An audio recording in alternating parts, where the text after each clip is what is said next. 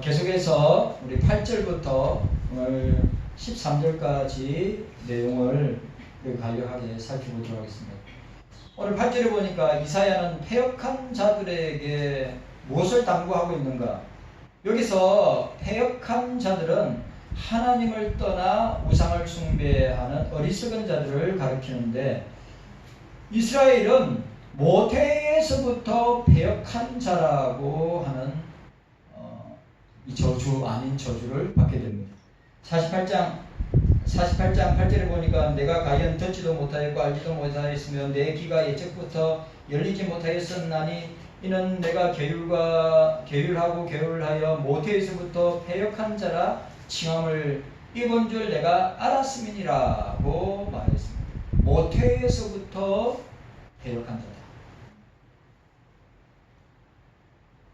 다윗은 10편 56편에 내가 모태에서 어머니 모태에서부터 내가 죄를 지었다, 태어났다 라고 이야기하고 있습니다. 이사야 선지자들은 이들에게 이 일을 기억하고 장구가 되라고 당부하고 있습니다. 이 일이 뭐냐? 우상과 우상숭배가 모두 헛된 것임을 가르칩니다. 이 일이. 그리고 오늘 이 본문의 1절과 2절과 6절과 7절의 내용이라고 할 수 있습니다. 이사야가 이 일을 기억하라고 거듭 강조하는 이유는 역사 이래로 창조 이래로 인간들이 왜 우리가 바벨탑 사건이나 노아 홍수 사건이나 또 롯의 때나 인간이 하나님의 멸망을 당하여 멸문지하를 당했는가? 그 이유가 무엇입니까? 오늘 이 본문에 나오는 우상숭배가 그들에게 이 창조 이래로 역사 이래로 우상숭배가 얼마나 큰 죄인지를 보여주고 있습니다. 저와 여러분들도 마찬가지입니다. 우리 속에 있는 우상숭배, 우상을 제거하지 않고 하나님과 주님과 겸하여 섬긴다. 이사야는 계속해서 있을 수 없는 일이라고 선언하고 있습니다. 어떻게 우상과 하나님을 겸하여 섬길 수 있냐? 그런데 남유다 백성들은 그렇게 하고 있다고 하는 것을 강력하게 질타하고 있는 것입니다. 그리고 오늘 본문을 보니까 저와 여러분들도 마찬가지입니다. 늘 우리가 저와 여러분들이 죄로 타락한 죄인들이 진짜 죄를 지을 수 있는 아주 가능성 깊은 게 뭐냐 하면 우리에게도 우상이 있다고 하는 사실.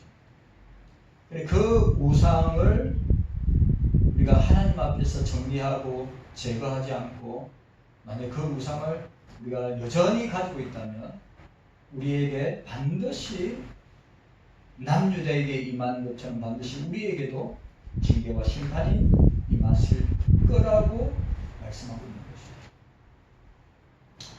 장구가 되라. 자, 장구가 되라. 여기 문자적으로 남자답게 강건해라. 고린도전서 16장 13절에 나와 있는 것처럼 이사야가 이렇게 당부하는 것은 오늘날 살아가는 성도들에게 적용할 수 있는 것인지, 우리들은 우상의 유혹이나 신앙의 위기를 당할 때 주저하지 않고 담대하게 우리에게 주어진 신앙의 길을, 믿음의 길을, 또 십자가 짊어지고 주님을 따라가는 길을 우리가 오늘 나타난 장구처럼 결단하고 나아가야 된다 말씀하고 있습니다. 자, 여자나 남자, 우리 여자 성도들이나 남자 성도들이나 상관없습니다. 우리 모두에게 장구가 되라. 남자답게 강건해야 된다. 우리가 이 세상을 살아갈 때 지금 이 시대가 얼마나 유혹받기 쉬운 시대고, 지금 이 시대가 그 유혹을 통해서 넘어질 수 있는 가능성이 얼마나 많은지 모릅니다.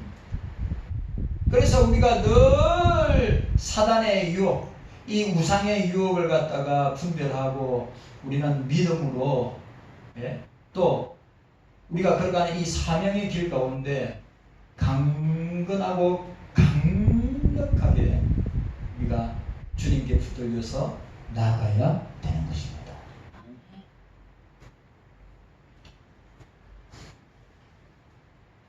자, 우리가 어려움을 당할수록, 유혹을 받을수록, 위기를 만날수록 주저앉거나 두려워하거나 또 무서워하지 않고 주님께서 여호수아에게 강하고 담대하라, 강하고 담대하라, 내가 너와 함께 할 것이다. 담대하게 우리에게 주어진 사명의 길을, 우리가 연약하고 부족하죠. 우리가 또 늘 죄의 유혹에 넘어지죠. 그러나 우리가 주님께 붙들림바 되어서 나아간다면 이 위기와 어려움을 이겨낼 수 있지만, 우리가 온전히 주의 성령으로 붙잡힌 바 되지 않는다면 우리는 여전히 그 이사야 시대 때 남유다 백성들처럼 우상을 섬기며 죄악의 길을 걸어가면서 늘 세상 유혹에 넘어지고 사탄의 시험에 유혹에 넘어지고 자빠지는 그런 존재가 될 수밖에 없다고 하는 사실을 우리가 기억하고 강하고 담대하게 대장부처럼, 여기 나온 대로 장부처럼, 믿음의 신앙의 장부처럼 나아가는 여러분들 되시기를 바랍니다. 자, 오늘 9절과 10절 말씀 보시기 바랍니다. 9절과 10절 말씀, 9절과 10절 11절 말씀까지 우리 함께 읽도록 하겠습니다. 자, 함께 읽습니다. 자, 시작. 너희는 옛적 일을 기억하라. 나는 하나님이라. 나 외에 다른 이가 없느니라. 나는 하나님이라. 나 같은 이가 없느니라. 내가 종말을 처음부터 고하며 아직 이루지 아니한 일을 옛적부터 보이고 이르기를 나의 모략이 설 것이니 내가 나의 모든 기뻐하는 것을 이루리라 하였노라. 내가 동방에서 독수리를 부르며 먼 나라에서 나의 모략을 이룰 사람을 부를 것이라. 내가 말하였은즉 정령 이룰 것이요 경영하였은즉 정령하리라. 아멘. 자, 오늘 9절에 보시기 바랍니다. 이사야는 이스라엘 백성들에게 무엇을 기억하라고 했는가? 무엇을 기억하라? 이사야 선지자는 이스라엘 백성들에게 너희는 옛적 일을 기억하라. 옛적 일은 옛적에 하나님께서 이스라엘 백성들에게 기이한 역사로 이적과 표적과 기사로 행하신 모든 사역을 가리키는 겁니다. 예를 들면 애굽에서 430년 동안 이집트에서 노예로 있다가 모세에 의해서 출애굽하였던 이스라엘의 모습을 보게 됩니다. 그러니까 모세를 통하여서 행하신 모든 이적. 자, 여러분 생각해 보세요. 출애굽도 이집트에서 나온 거, 그 다음에 홍해 앞에서 바로의 군대가 쳐들어왔을 때 너희는 가만히 서서 하나님이 너희를 구원하심을 볼지어다. 너희는 가만히 서서 하나님이 어떻게 너희를 구원하시는가 볼지어다. 홍해를, 자 보세요. 홍해를 건너고, 홍해는 영적인 이스라엘 백성들의 영적인 세대입니다. 왜? 이집트는 죄악된 세상이고, 홍해는 죄악된 세상을 통과하여 영적인 세례를 받고 어떻게 해요? 가나안 땅에 온전한 하나님의 백성으로 들어가기 위해서는 영적인 세례를 받아야죠. 자, 홍해를 건넜습니다. 그들의 광야 40년 생활은 하나님의 도움 없이는 살 수 없는 것을 우리는 출애굽기를 통해서 보게 됩니다. 그리고 미디안이나 암몬이나 또 모압이나 블레셋이나 또 사네립에게, 원래 아수르의 사네립이 북이스라엘을 멸망시키고 남유다까지 멸망시키려고 하다가 어떻게 되었습니까? 그 남유다 사네립이 바벨론 느부갓네살에게 멸망을 당하고 남유다도 바벨론에게 멸망을 당하는 것을 보게 됩니다. 그 앞에까지 사내립, 아수르의 사내립이 남유다 예루살렘 성을 뺑 둘러섰을 때 어떻게 해요? 하나님이 그들을 구원하신 것을 보여주고 있어요. 그러니까 이스라엘을 위해 행하신 모든 일들이 오늘 본문에 뭐라고 되어 있죠? 예정 일이에요. 우리 대한민국도 1885년도에 선교사들이 들어와서 지금 137년 정도 됐는데 우리 이 근현대 역사를 통해서 하나님이 행하신 예정 일을 기억하라. 고한 사실. 그리고 다른 말을 말할까요? 저와 여러분들 한 사람 한 사람도 예정 일을 기억하라. 뭡니까? 그리스도 밖에 있을 때, 예수 밖에 있을 때 영원히 멸망당하고 지옥 백성 될 수밖에 없는 우리를 그리스도를 통하여서 우리를 죄 가운데 구원하시고 주님의 자녀 삼으시고 영원한 영생의 세계인 천국의 백성으로 삼아주신 그 모든 일련의 일들이 우리에게는 하나님이 행하신 일이죠. 우리가 모든 구원받은 사건과 일들이 다 이적과 표적과 기적과 같은 일들이다. 그 너희들에게 베풀어 주신 이 말이에요. 지금 옛적 일을 기억하라. 이 말은 하나님께서 너희를 어떻게 사랑하시고 하나님이 너희를 어떻게 구원하셨고 하나님이 너희를 어떻게 인도하셨는가를 기억하라. 오늘 저와 여러분들 개인에게도 절대로 우리가 그리스도를 통해서 구원받은 이 놀라운 구원의 역사, 우리에게는 지나간 일, 애적 일이지만 절대로 잊어서는 아니 되는 일임을 말씀하고 있습니다.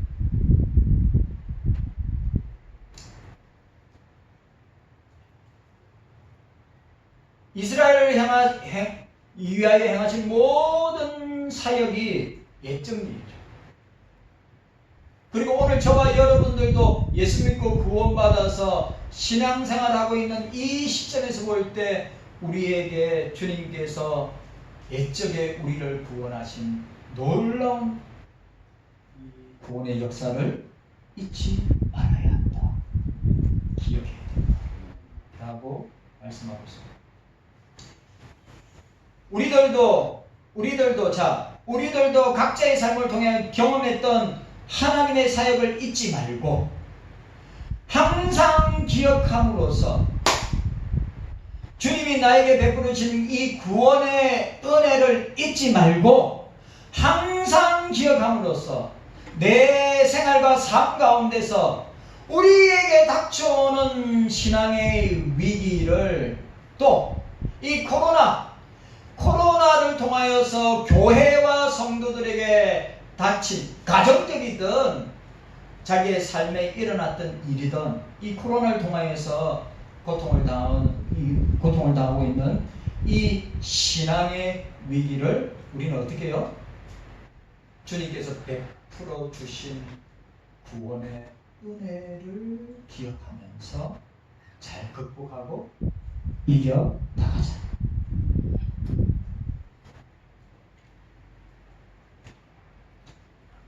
아시죠?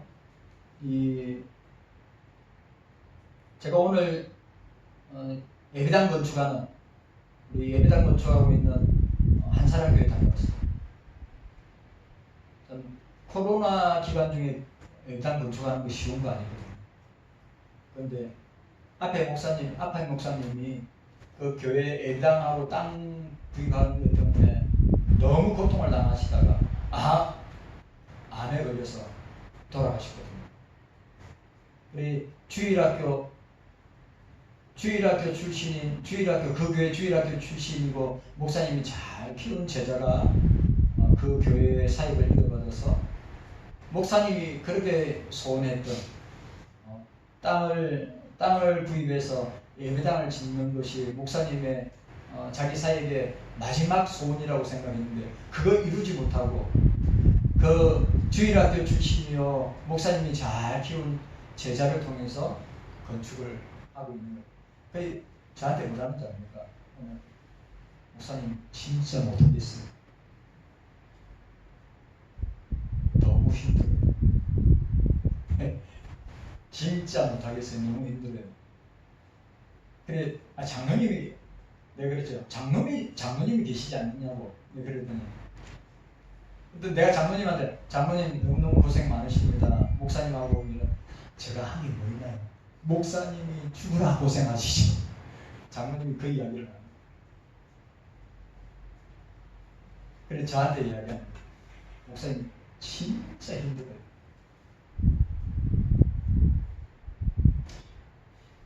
아담하게, 예배당을 아담하게 짓는데 은행에서 한 5억 이상 대출을 했답니다. 모아둔 건축원금이 있는데 모아둔 건축원금에다가 은행 대출을 받아서 하는데 전부 다 목사님이 다 오늘 저한테 목사의 손이 안 가는 데가 없습니다. 전부 다 목사가 됩니다. 목사가 다 했어요. 장로님 계시니까 그 장로님 진짜 좋으신 장로님인데 제가 알거든요. 그래, 거기에도 교회에 장로님이 한 분밖에 없어요. 그래, 그 목사님이 몇 살이냐? 30대 후반이에요. 30대 후반. 그래, 내가 이거 목사님 지금 목사님 나이 때 목사님들 다 다른 교회에서 사역자로 교역자로 하는데 주님이 목사님을 얼마나 사랑하며 이 일을 하시도록 역사하고 있습니다. 그래, 너무 괴로워하거나 힘들어하거나 막 지치지 말고 주님이 나를 사랑하셔서 이런 교회 건축을 목사님 나이 때 누가 건축을 하고 누가 담임 목회를 하면서 성도들을 갖다가 섬기고 교회를 갖다가 할 수 있겠냐고. 목사님 맞아요. 저도 그렇게 생각해요.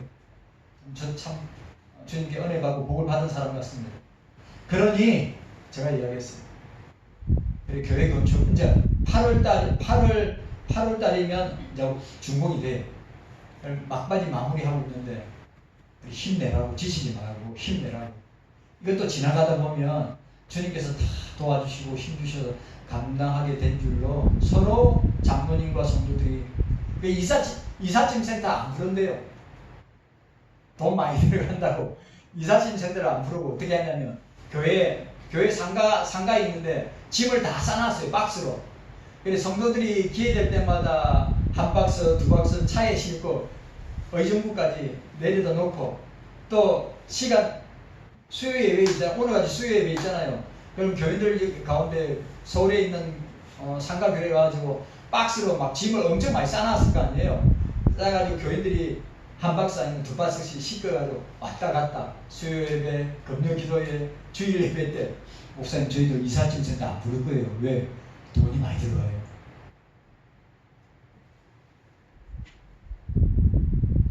그러니까 제가 이야기했어요.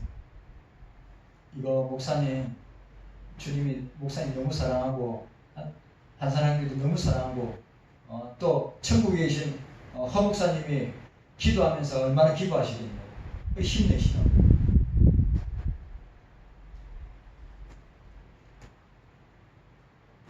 우리가 기억해야 됩니다. 항상 저와 여러분들이 기억해야 됩니다. 어려울수록 우리가 신앙의 위기를, 삶의 위기를 만날수록 어떻게 해요? 주님이 나 같은 죄인을 구원하신 그 구원의 은혜가 얼마나 놀라운 사건인가.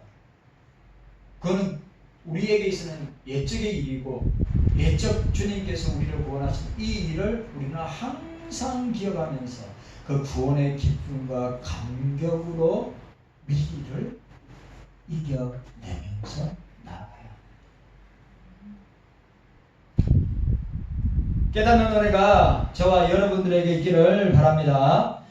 자, 오늘 11절 보시기 바랍니다. 11절에 보니까 하나님께서 이스라엘을 위해서 누구를 부를 것인가?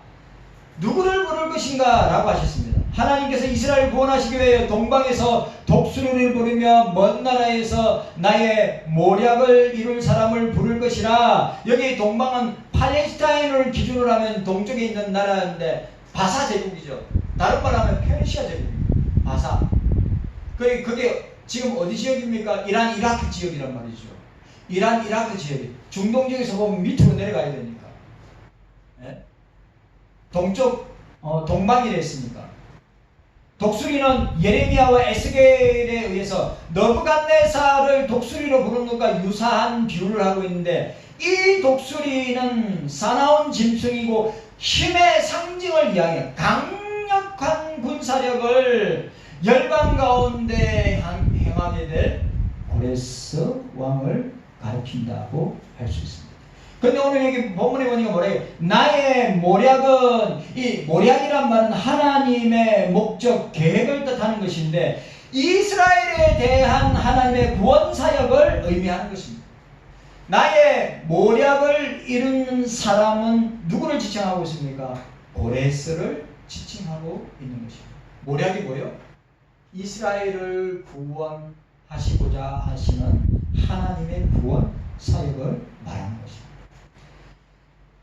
이와 같이 하나님께서 이스라엘을 구원하시기 위해서 고레스를 부르신 것처럼 모든 택자들을 구원해 주시기 위하여 창세전부터, 요한복음 17장 5절, 베드로전서 1장 20절에 창세전부터 우리를 택하시고 부르시고 예정하셔서 예수 그리스도를 통하여 구속하시기로 하신 그 구속주를 보내주신 것을 우리는 고레스와 이사야 시대의 남유다를 구원하여서 다시 포로 70년을 마치고 다시 고국으로 돌아가게 하는 일을 누가 한다고 해요? 고레스가 하는데, 오늘 신약 교회 시대에는 창세전부터 저와 여러분들을 예정하시고 선택하셔서 예수 그리스도 안에서 우리를 구원하시기로, 또 우리의 구속주로 고레스와 같은 구원의 무용인 예수 그리스도를 보내주시겠다고 하는 것을 예표적으로 보여주고 있습니다. 오늘 저와 여러분들 꼭 기억해야 됩니다. 하나님께서 예언하신 모든 일들은 어떻게 됩니까? 다 성취하십니다. 딱 하나 남았습니다. 구약의 그리스도에 대한 모든 예언은 다 성취되었죠. 하나 남았습니다. 그리스도의 책임과 신. 준비하고 있어야죠. 지난주에도 말씀 생각하고 이번 주에도 말씀 생각, 호련히 순식간에 우리에게 임하게 되실 것이다. 도적같이 임하게 될 것이다. 그래서 우리는 어떻게 해요? 깨어 있으라, 깨어 있으라, 깨어 있으라. 자, 따라합시다. 주님의 오심을, 따라하세요. 주님의 오심을 준비합시다. 깨어 있어야 합니다. 깨어 있어야 합니다. 따라하세요. 깨어 있어야 합니다.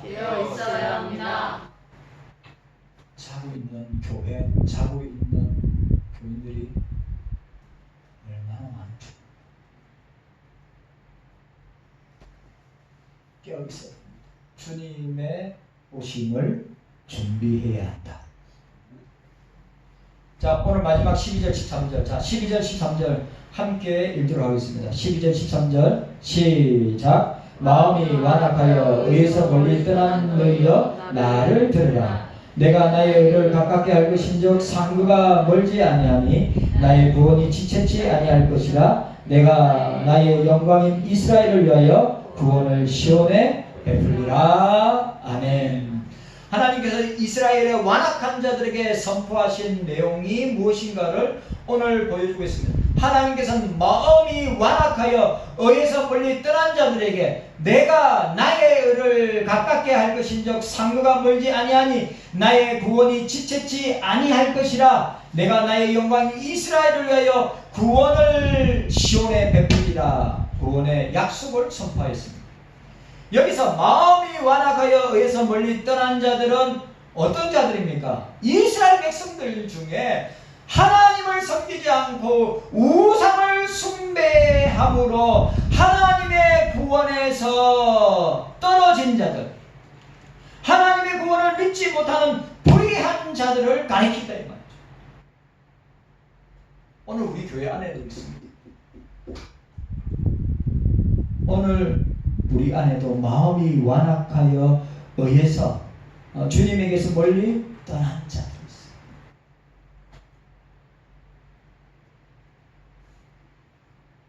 오늘 저와 여러분들 마찬가지입니다. 우리는 두렵고 떨림으로 어떻게 해요?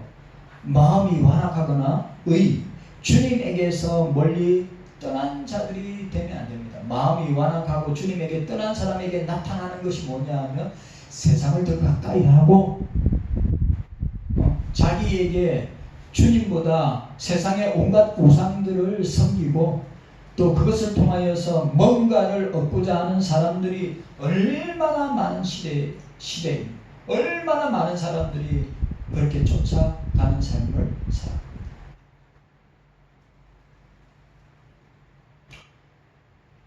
상도가 멀지 아니하니 이것은 하나님께서 이스라엘을 구원하실 날이 임박했음을 나타내 주는 말입니다. 이사야를 통한 이러한 하나님의 구원 선포는 회개하라 천국이 가까이 왔느니라. 회개하라 천국이 지금은 회개할 때입니다. 지금은 구원의 때입니다. 지금은 회개해야 할 때입니다. 세례 요한과 예수님의 첫 선포, 첫 말씀이 뭡니까?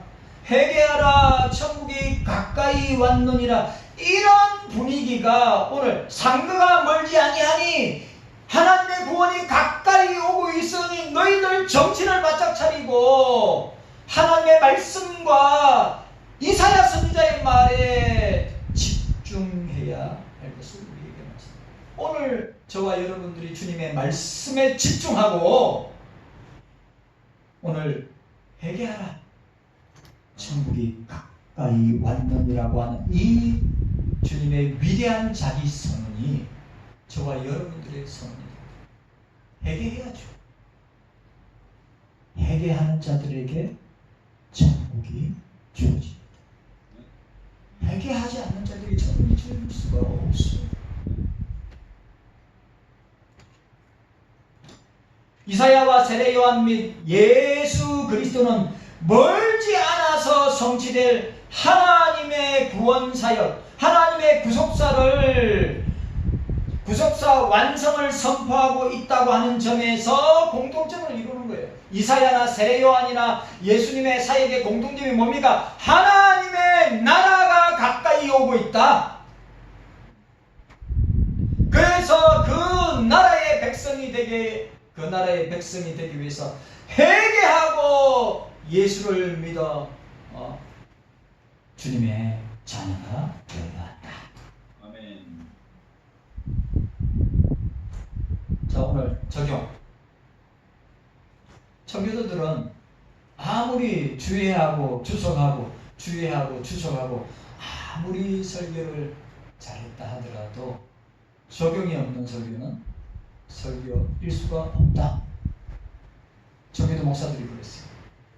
그럼 오늘 저와 여러분들은 오늘 우리 이 12절 13절의 내용을 통해서 우리에게 적용해야 될 게 뭡니까?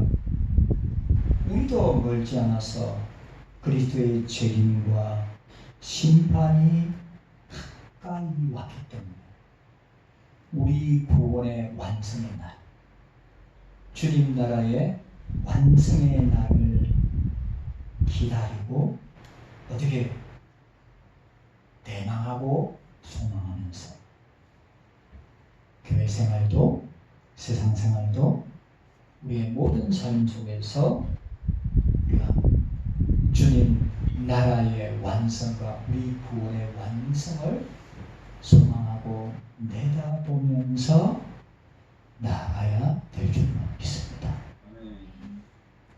그런 신앙이 있어요.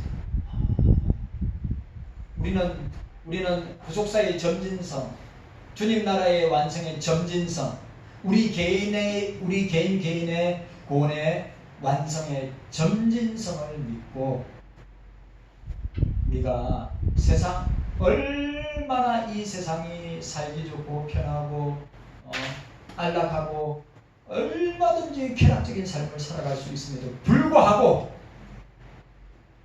우리는 날마다 자기를 쳐서 복종함으로 우리의 구원을 완성하며 주님의 나라의 완성을 소망하며 이 신앙생활을 하기 힘든 이 시대에 승리하며 나가는 여러분들 다 되시기를 주의 이름으로 축원합니다.